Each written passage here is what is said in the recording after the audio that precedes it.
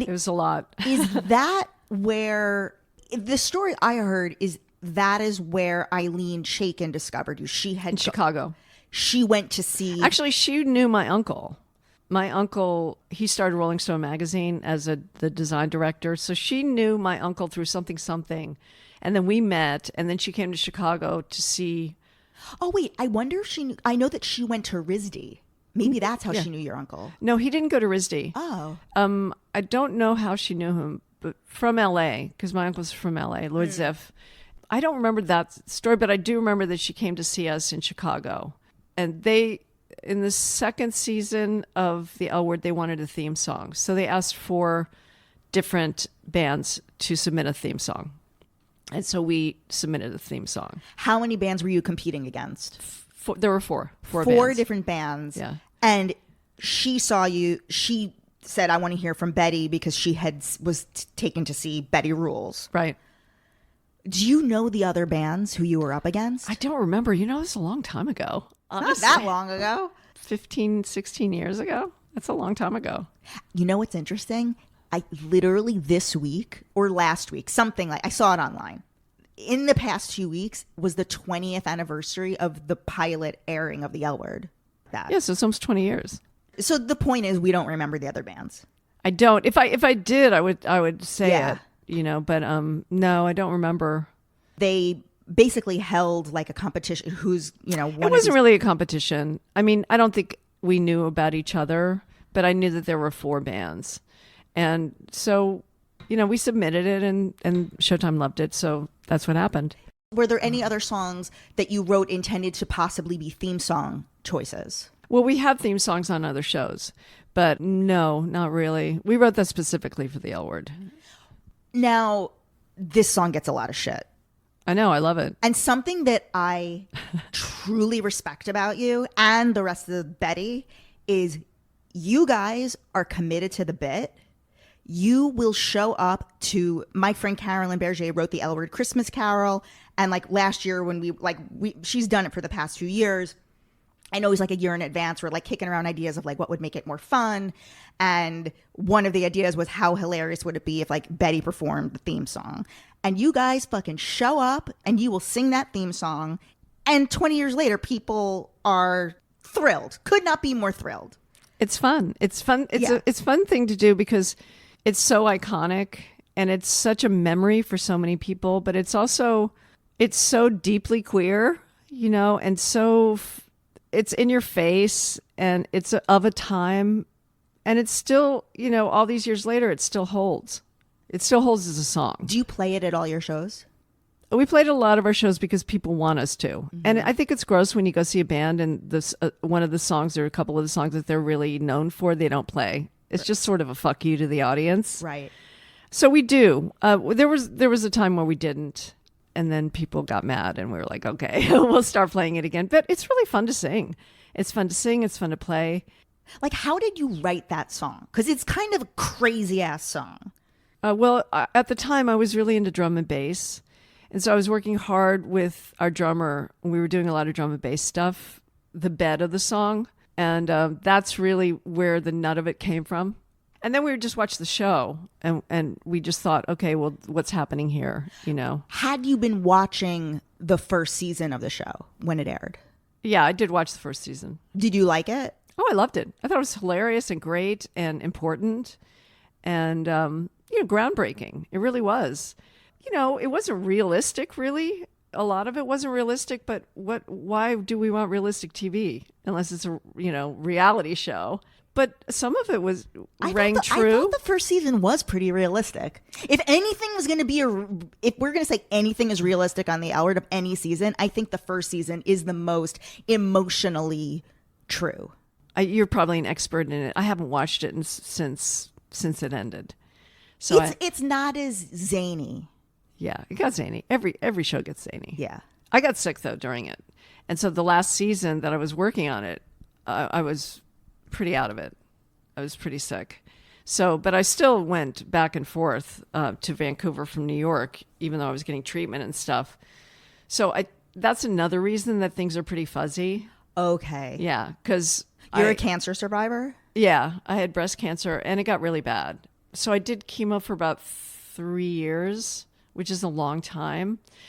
And so the last year I was working there, I wasn't sick for 3 years. I was just really sick for the last year. Okay. But I was still working, which was sort of probably not the smartest thing to do, but whatever. And so I was going back and forth to Vancouver, and I was the producer at the end of the show. I was the producer that sat with the guys that were mixing it. And, you say, okay, the music needs to be louder here or less. And so I was pretty much the first one to go as a writer in the writer's room. And then we would write in LA, and then we'd move to Vancouver. And then I would stay all the way through, way past everybody else, because I did the mixing of the final shows, which I loved. I love that kind of stuff. I have my own studio. I produce and write music. I'm doing music right now for a documentary. Betty's doing it. And I just did music for a short film, which just got into the International British Film Festival, which is really cool. So I love that. I'm a nerd when it comes to stuff like that. I could sit for hours and just work on, one note. So you initially, obviously you were selected to do the theme song, but initially your first job there was as the music supervisor. No, I was a composer. Oh. I was never the music supervisor, but I did bring a lot of music. Now, the music supervisor's main role in television is to get a lot of the paperwork and give you ideas and things like that. But I made a concerted effort to have all the music that was used in the show, which was about 22 songs per episode, to either be people who were queer, lesbian, gay friendly, women, or trans. And I did. So if you listen to all that music is all queer allies. So I'm proud of that. That's the thing I'm most proud of. How did you begin writing on the show? I mean, there was a strong reaction to Betty coming on, and it's it went from, I think actually Kate and Leisha spoke about this a while ago on their podcast. I think they said they felt like all of a sudden the three of you came in, and there was a lot of you guys you were on the show, little cameos here and there. Mm-hmm. What was the process for that? How did that all happen? Well, the process really was, Eileen wanted, I think she wanted a little bit of more of the people who were actually in the movement to be a part of the show. Mm-hmm. And that was important to her. Politics are important to her. People in the movement. We've always been in the pro-choice movement, gay rights movement, the women's rights movement, and we've been very vocal and a huge part of that movement, and the gay men's movement for a long time. We worked for, we sang for AIDS for years. At the very beginning, when people would never go near AIDS or say they were a gay band or whatever because it would destroy your career, that never deterred us. So we performed for AIDS and for gay rights. So I think it was important to her to have people who were really a part of the movement that had gotten to the place where you were able to actually have a show on television about that. I don't know about all the other stuff and the controversy. That was never a part of my whole thing. Was I wanted just to be a part of something that was making something that was entertaining and valid and political and fun, and that's really what I did. And Betty, Amy and Allison and Betty was totally separate. They weren't a part of it. Had you written for television prior? I had written television shows, but I hadn't written on a television show. I'd written television shows, but they had, we tried to sell them and they hadn't sold. But I also write poetry. I write books. I'm a writer. Also, when you make a set list, it's sort of like writing a script, because there's a beginning, a middle, and end, and there's an arc to it, and there's characters in it, which are the songs. And I helped with some storylines and stuff like that. And Eileen knew she had seen some of my writing, and she asked me if I wanted to write on it. And yeah, why wouldn't I? And then when I started writing on it, it was a really good thing. It was fun. It was a process that I did. We did the writer's room where we broke story and stuff like that. But then the writing, you do on yourself. And then the producers change it or don't. But I found it to be one of the easiest things I've ever written, writing scripts. Some of your episodes are actually among my favorites. Two that come to mind There's an episode, I don't remember which season it's in, but it's when Bette and Jody have a huge fight at the end of this dinner party. And I felt like the writing really got to the crux of who Bette was. The line is something to the effect of, she says, like, I want somebody who works with me. And Jody says, no, you want somebody who works for you. And I remember watching that for the first time and feeling like that was so powerful and really got to the core of who that character was. It was something that hadn't been said before. Do you remember, like, did you write that line? I know you wrote that. Yeah. All the ones that have my name on it, I wrote. And some that don't. And some that don't. Yeah. Because I was a producer, and that's your job. And a lot of the writers, most of the writers were great on the show. But this was a world that I knew. And also because I didn't come from that place where you go to college for screenwriting or whatever, and then you get out, and then you get a job as an assistant, and then, you work your way up. I've had a life. I had a big life where I traveled the world. And I had a lot of experiences, and I could pull easily from them, and especially experiences in this world in particular. And so I was lucky in that way, that it was easier for me to write. And I'd had experiences with a lot of relationships, not great, some great, friends, really close friends that we all cared about each other. And that was my biggest thing in the writing room, is I wanted people, if they're friends, they care about each other, and they know each other. And so you can hurt each other if you know somebody that well, because you do say things like, you want somebody to work for you. Even if you don't want to say that, we say shitty things to our friends and shitty things to our lovers, and it's real. And I think that the L Word did capture a lot of that, hopefully.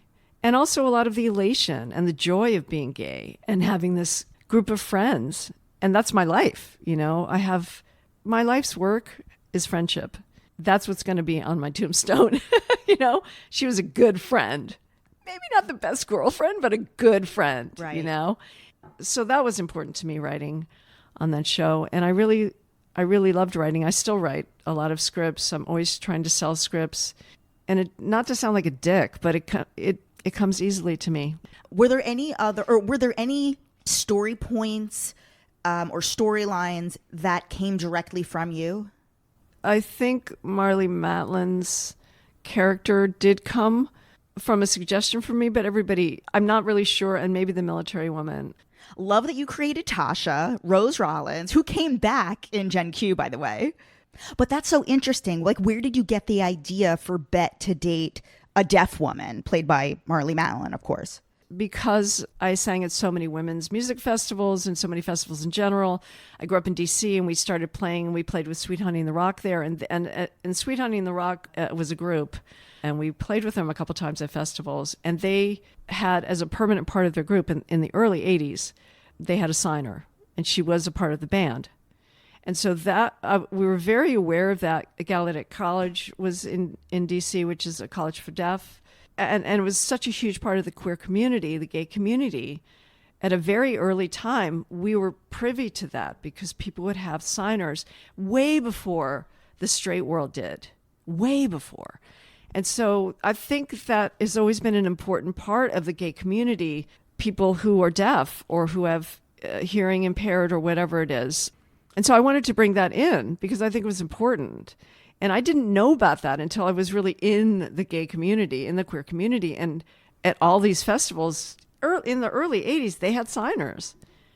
Were there characters that you found easier to write for than others? I found it very easy to write for Bette. Pretty easy to write for Shane.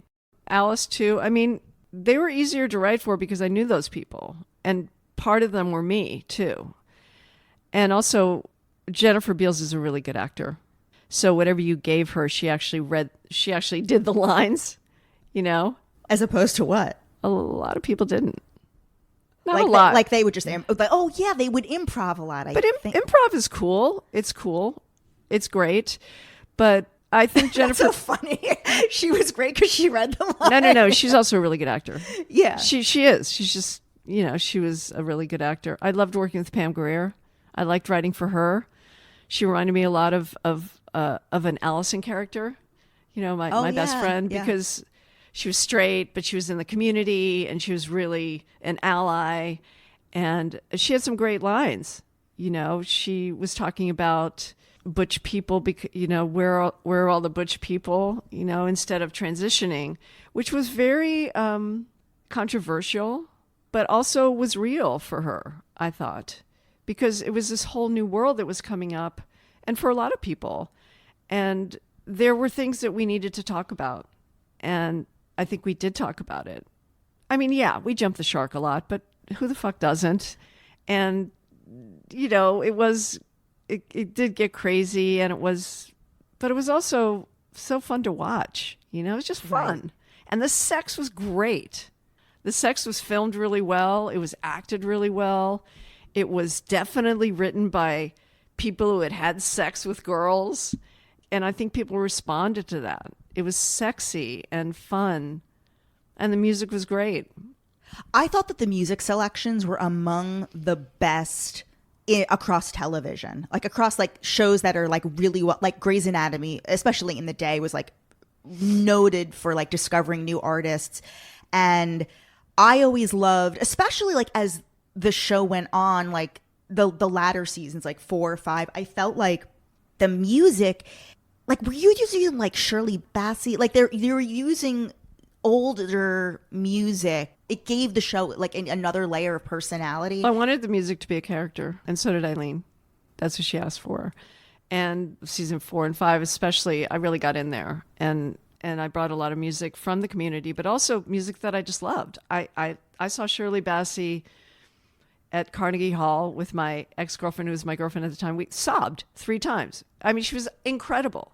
If you've never seen her live, I mean, she's really old now, but she's from that world that can sing their ass off, like Tom Jones. She's Welsh.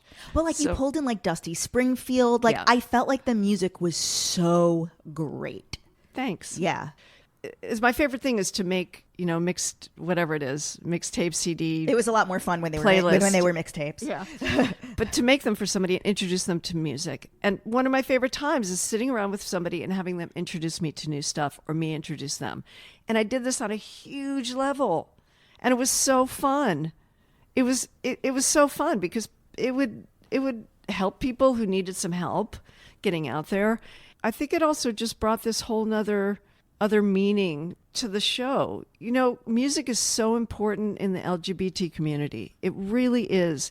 It's a lifeline for a lot of people. Before the internet, before all that, it was a lifeline that you would pass around to each other and say, listen to this song. I think it has a double meaning, or whatever. Or we think this person is queer. Or well, that's like story of my fucking life. Exactly. Yeah. But you have a breakup song and you listen to this song and you sob and you get over it.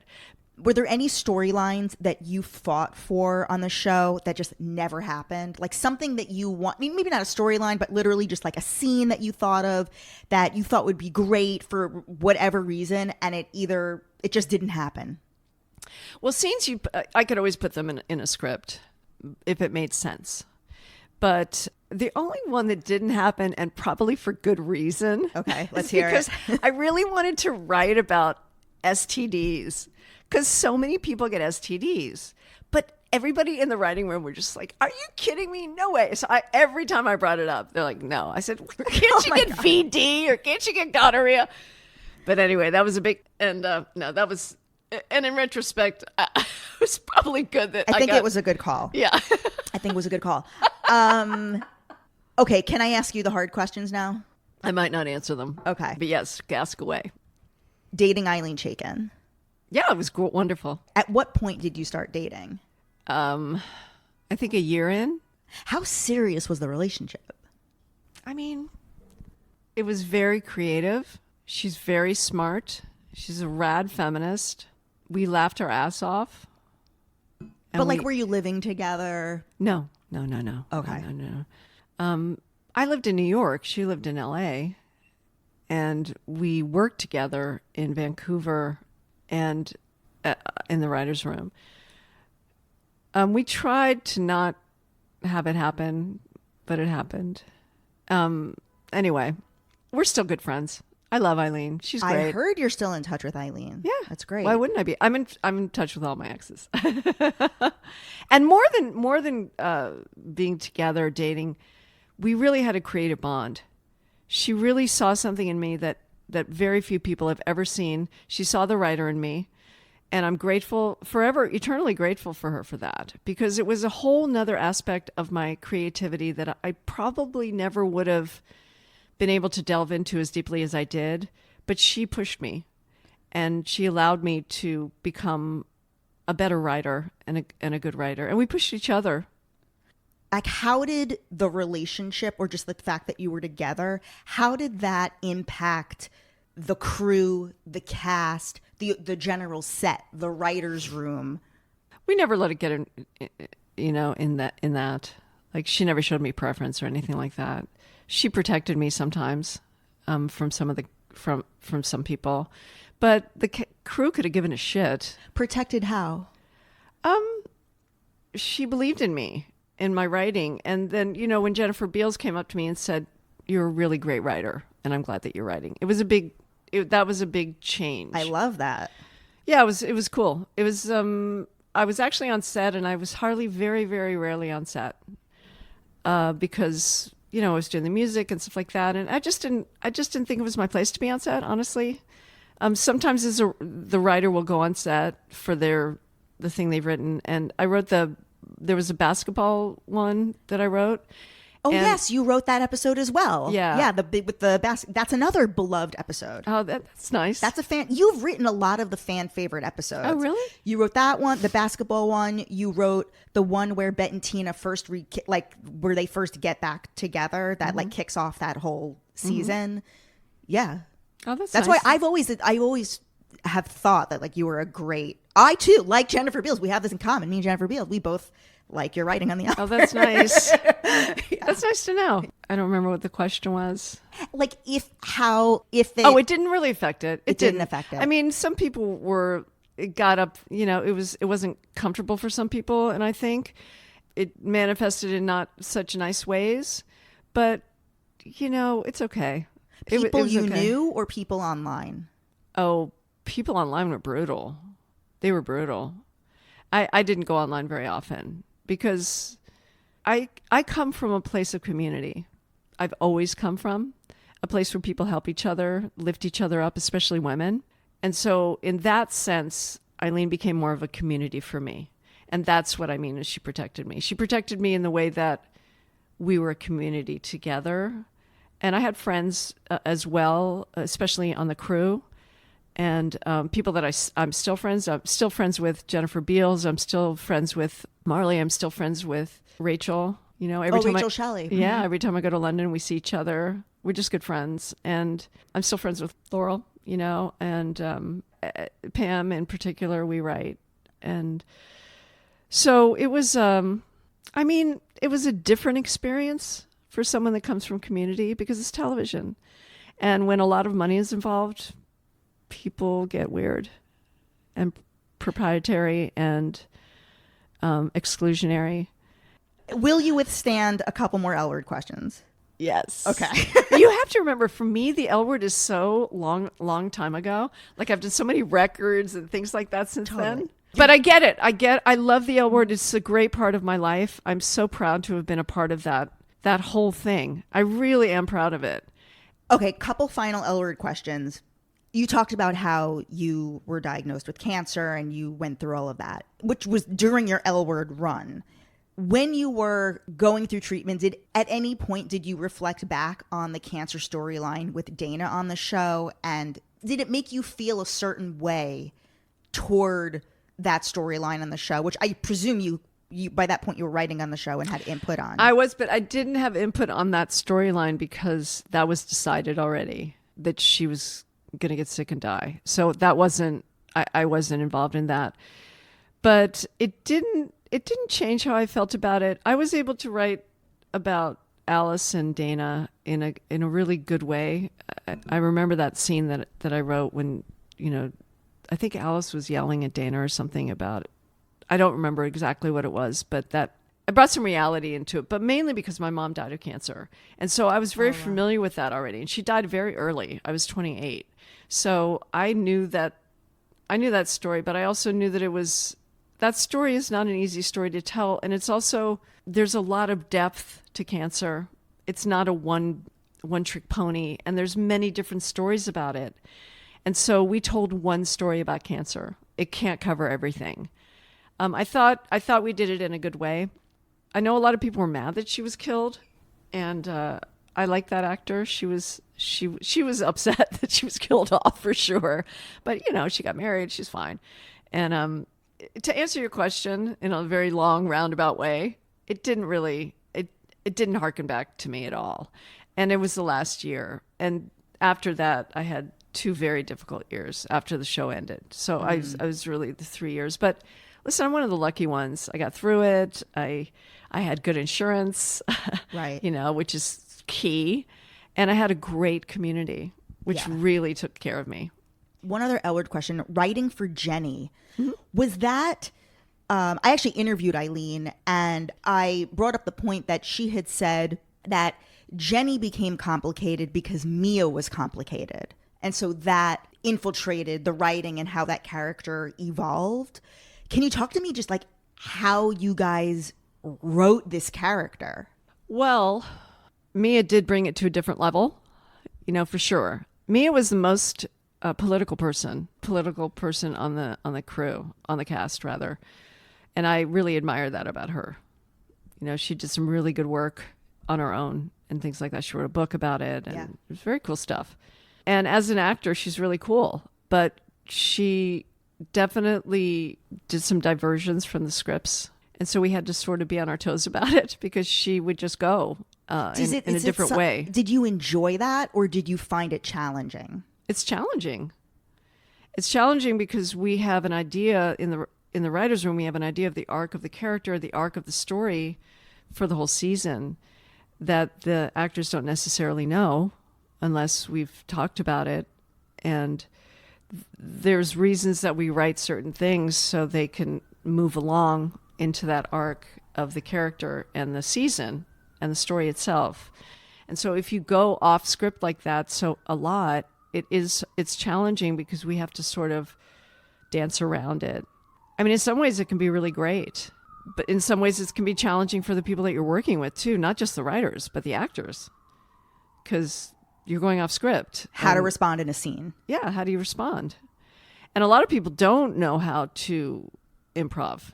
A lot of actors don't come from the improv world, and it's a hard thing to do. But she's really beautiful. She's interesting, but it was difficult to write for her, to write for that character, because you never knew what she was going to say. So that's hard. Yeah. Now, I know you didn't watch any of the reboot, correct? I didn't, only because I don't have a TV, and also... You didn't miss much. It's okay. Oh, really? Yeah. Okay. Well, I mean, I think some people liked it, right? Yeah, it was fine. High highs and low lows. Okay. But there is a rumor. Not a rumor. It was announced to some degree that there will be something, who knows, with the writer's strike or whatever, that there is this thing called the L Word New York. Mm-hmm. Is this real or not? I mean, I'm not the L Word expert, but I haven't heard anything about that. A lot of people have asked me, but I don't know. I'm not in the know. It was under Eileen's name. Mm-hmm. This was pre-strike. Mm-hmm. So we'll see if that becomes anything. But I think Showtime was bought recently by Hulu, by Paramount. Paramount. Yeah. And they're only showing the original L Word. I know. So I'm not sure how that's going to go. However, tell me what you think of this. Okay. I'm going to pitch you an idea here. Okay. First of all, it's interesting that they can't write another gay show. It all has to be under the umbrella of the L Word is kind of crazy. And anything else that tries, I thought did you watch A League of Their Own? Yeah, I thought it was great. It was amazing. Phenomenal. Canceled. No, really? Yes. Really? Yes. Huh. That's strange because it was really good. It was incredible. Yeah. But no, I guess it was too gay for them. I don't know. So there's this thing of the L Word New York. Here's my idea. I hope it happens. I hope it happens. I hope it happens too. It'll give me more content. Now, here's my thought. I think that it needs to take place in the 90s. Okay. Otherwise, we're going to be stuck in... The L Word Gen Q failed in the way, and Just Like That fails Sex and the City. In the way they're trying to right the wrongs, quote unquote, of the original. In a way that is heavy-handed and annoying as fuck. I haven't seen it, so I don't know. Just okay. overly politically correct. Okay. Making sure every box is checked. So I think a way to get away from that is to have it be set in the 90s, have the whole thing be a period piece in a way. Well, the thing about that is I think they should do a show, not the L Word, but I think there is a documentary that is being made that a really good friend of mine, Wanda Acosta, who's amazing and really is the person behind Lipstick Lesbian, the world. She started Café Tabac. What do you mean? 90s. What do you mean behind Lipstick Lesbian? What does that mean? She started that. Started what? She started a club called Café Tabac. Do you know of it? No. You should. Okay. Café Tabac was the coolest, the hippest, the most glamorous Sunday night at a place called Café Tabac that in New York? Yes, that only lesbians went to. And it was the place to be seen and to go, and it was underground, and everybody went. Latifah went, everybody went. Madonna, but also just you dressed for it. It was sexy. It was incredible. Oh, like lesbian chic. And that's what the show should be. It should be about Café Tabac, and it should be called Café Tabac, and Wanda should write it. And that, I mean, it was very mixed. Wanda's Puerto Rican, so it was very mixed. It was black, it was Hispanic, it was white. There were no cell phones. Nobody was taking pictures. It was people get drunk. They smoked pot. They made out. They showed up every Sunday, and it was the ultimate. You know, Katie Lang came when she was in town. It was the beginning of all of that. Where was it? East Village, on 9th Street. So that's what the show should be. It shouldn't be the L Word. It should be called Café Tabac, because that's cool. what I would write. Very cool. Yeah.